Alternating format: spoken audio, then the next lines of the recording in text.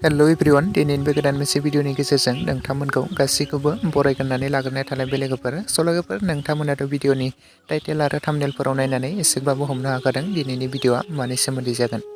लोगोफोर दायो आं नोंथांमोननि सेराव लानानै फैदों अमा राजा एबा दशरथ बर'नि डाइरेक्टेड होनायाव दिहुनजानाय गोदानै आबुं मोनसे बर' सावथुननि सायाव आपडेट लानानै फैदों। लोगोफोर बे बर' सावथुननि टाइटेल आरो थाम्बनेलनि मुङानो जादों संदान। ओमफ्राय लोगोफोर बे संदान आबुं बर' सावथुनावनो गाहायै फाव खालामनायखौ नोंथांमोना नुनो मोन्दों दिनेश अनसुमै, प्रिया, मेब्ला सिखारि आरो लोगोसे गोबांथार फाव खालामगिरिफोरा बे संदान आबुं बर' सावथुनाव फावखौ खालामदों लोगोफोर। आरो बे बर' सावथुननि स्क्रिप्टखौ लिरदों सोमदोन बिथांजों लोगोसे अमा राजा बिथांमोनानो। लोगोफोर बे संदान आबुं बर' सावथुनखौथ' नोंथांमोना दायो गोबाङानो एपिसड 1 निफ्राय लानानै एपिसड 7 सिमखौ गोबाङानो नायखाबाय आरो नुखाबायमोन नङा होमबा लोगोफोर आरो नोंथांमोना गोबाङानो बे बर' सावथुनखौ एपिसड 1 निफ्राय लानानै एपिसड 7 सिमखौ बगाजुलि कमेडियान इउटुब चेनेलनि गेजेरजोंनो नायखादोंमोन आरो गोबाङानो नायनानै अनसायदों।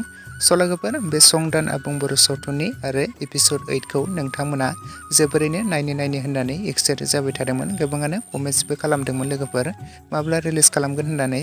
लोगोफोर बे संदान आबुं बर' सावथुननि एपिसड 8 खौबो दायो फाइनालि रिलिज खालामनानै होबाय लोगोफोर। जुदि दासिमाव नोंथांमोना सोरबाफोर नायालासिनो थादोंब्ला बयबो बगाजुलि कमेडियान इउटुब चेनेलनि गेजेरजोंनो नायहैनो हासिगोन लोगोफोर। आरो नोंथांमोना सोर नायखो आरो नायनानै बे बर' सावथुनखौ माबोरै मोनखो बयबो कमेन्ट सेक्सनाव लिरना फोरमायहरोब्लानो जाबाय लोगोफोर आरो नोंथांमोना दायो बे संदान आबुं बर' सावथुननि एपिसड 8 खौ नायखांनायनि उनाव एपिसड 9 खौ गोबाङानो नायनो थाखाय एक्साइटेड जायो नङासै लोगोफोर। बे संदान आबुं बर' सावथुननि एपिसड 9 खौ नोंथांमोना दानिफ्रायनो जोबोरैनो नायनो थाखाय एक्साइटेड जाखाबायब्ला कमेन्ट सेक्सननि गेजेरजों लिरना फोरमायहरोब्लानो जाबाय लोगोफोर।